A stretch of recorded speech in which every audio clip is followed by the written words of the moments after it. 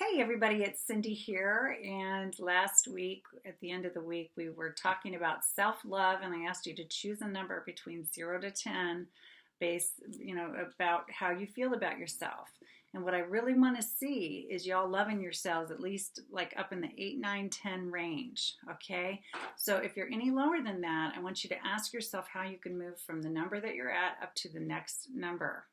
And one of the ways is to choose to do things that you love to do, making sure that you're taking time out of your schedule, no matter how many thousands of things you're committed to or other people that you think you need to take care of all the time, that you make yourself a priority and do some of the things that you love.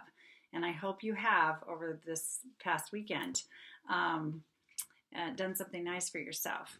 Another aspect of that I want to talk about today is our self-talk, okay? Because we all have what I call the inner critic, the inner critic. And this is that voice in your head or that little voice on one of your shoulders that is kind of always picking on you, right? Or finding negative things, either picking on you or seeing negative things in life all the time, right? So that inner critic. So let's talk about that. So researchers say we all have 50 to 60,000 thoughts a day. And guess what? They say that 80% of those are negative, have a negative tone to them. So that can mean anything from viewing the world as bad to, only seeing the glass half full in life, to picking on yourself. But no matter what, if 80% of your thoughts are negative in some way, that weighs you down. It affects many, many things. It affects our overall attitude about ourselves and our life, right? And it can actually affect our physiology, like the biology, the condition of our bodies, down to the cellular level, right? We want happy, healthy cells, right? Because they're so important. And apparently, I recently heard we're replacing trillions of them every day. So yeah, the great thing is you have a chance to reset this all the time. But I want you to really think about how all those negative thoughts can actually affect your physical health as well. And then, if we're too negative or critical about ourselves, it can stop us from really being able to move forward in anything we want to do, especially things that are healthy for us or things that we really want to inspire ourselves to change that will feel better. So it can drag your energy down in such a way that you don't feel like you can really go for it. You don't have leftover energy to move you forward to feeling better. Okay, so finding your inner critic and recognizing it's really super important. Now, Jack Canfield, who wrote the book, The Success Principles, How to Get From Where You Are to Where You Want to Be, which I will speak of often, I will refer to his work often, talks about ants, like the little bugs, only it's not. It's an acronym, automatic negative thoughts. So he challenges us to get really, really aware of when we're automatically having negative thoughts about ourselves and letting that tape play over and over in our heads. So maybe you're always saying to yourself, oh gosh, I'm lazy, or oh, I'm fat, or I'm no good at this, or I don't deserve to have this, or I'm kind of a loser, or I don't know what all you're saying to yourself, but I know you're being really hard on yourselves out there, because I can tell by some of the things you're sharing with me. So, or maybe you think you're a disaster at relationships, or a rotten parent, or who inadequate here or inadequate there. So those are your ants, right? And anytime you're criticizing yourself, those are your automatic negative thoughts. Those things you hear yourself saying over and over and over again, ways you criticize yourself over and over again. So number one, be aware of your ants. Notice them. Realize when you are expressing them, even just in your mind, if you're just thinking them, or if you're saying them out loud to yourself or to somebody else, putting yourself down. Notice your ants, okay? And then when you're aware of them, go, okay, now wait a second. I want you to kind of stop yourself and go, hold on, is that really fair to me?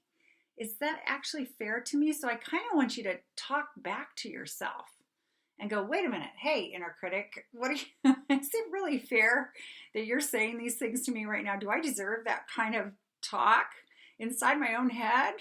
Do I deserve that critical tone with myself? Why am I being so hard on myself? So kind of talk back to yourself and challenge it a little bit. Like, don't just let it be true, because just because you think it and just because you've said it to yourself, maybe even for years, doesn't necessarily mean that it's true.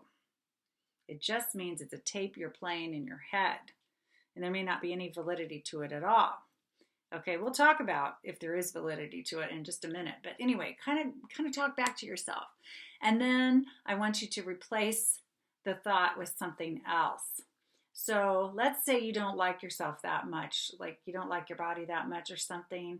I want you to think instead, catch that ant, challenge it a little bit, and then find something you do love about your body or appreciate. Maybe you feel like you're a physically beautiful person, even though you don't like maybe like freckles. I have a friend who just mentioned her freckles this weekend. Now she doesn't like the freckles all over her body. But she can't get rid of them. It's like, she's a lovely person. I mean, I think most of us would say she's physically beautiful, and I know she's got a heart of gold on the inside. So it's like, find something that you can appreciate about yourself and replace the ant with that loving, kind, positive thought.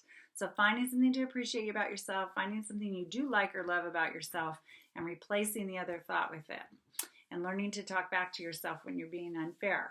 Okay, so let's say, you have something you really do not like about yourself. Like there's another woman on this group who is telling me that she feels like she drinks too much. Okay, she thinks she's a little hooked on alcohol, and she's not liking how that's affecting her life. It's kind of messing with her work schedule. It's kind of messing with her relationships and things like that. So she's recognizing this is a problem. So she's really, really hard on herself about it. Okay, so there's some validity to the fact that alcohol may be causing her problems in her life, right? But that doesn't mean I want her to be a critic. When her inner critic's saying, oh, you're awful, you shouldn't be drinking, what's the matter with you, you're a terrible person, I want her still to catch that ant and still challenge it a little bit. Like, wait a minute, just because I may have an addiction to alcohol doesn't mean I'm a bad person. I'm not a bad person.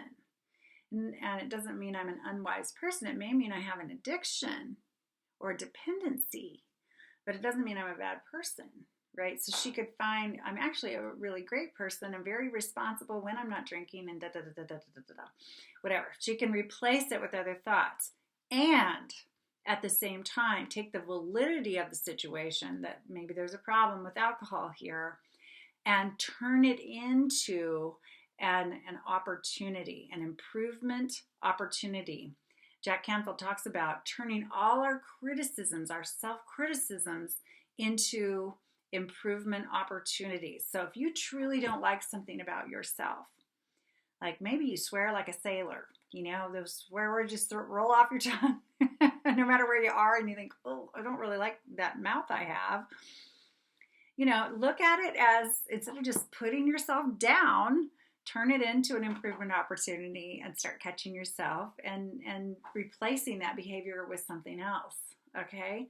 So again, another clue that you're being hard on yourself, being too critical, is when you say things like always and never, when you're saying should, ought to, have to.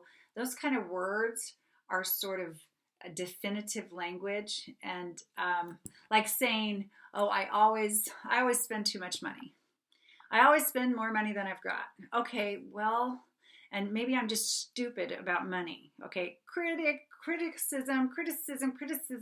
Now again, there might be some validity there in terms of if you're spending more than you're making and you're getting yourself buried in a hole. But that doesn't mean you're a bad person. It doesn't mean you're stupid. It means you're just spending more than you're making right now.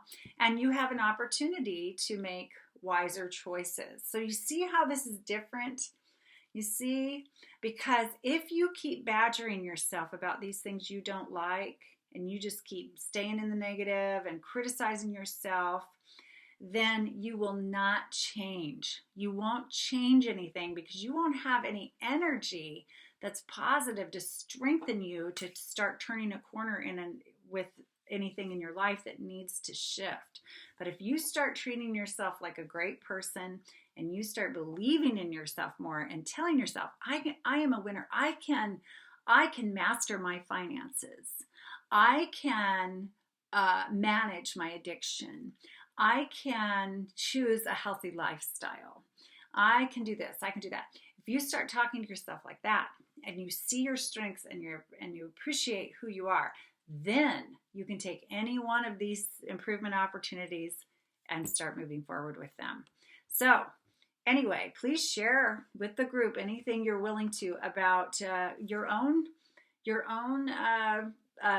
tug of war with this kind of thing, with your own inner critic, and or how you've found ways to turn it around differently in your life, because I think you're finding empowerment with each other. I'm seeing more conversation. I like it. I'm liking the conversations that I'm seeing going on and how you're lifting each other up and how you're sharing, how you're letting yourself be vulnerable.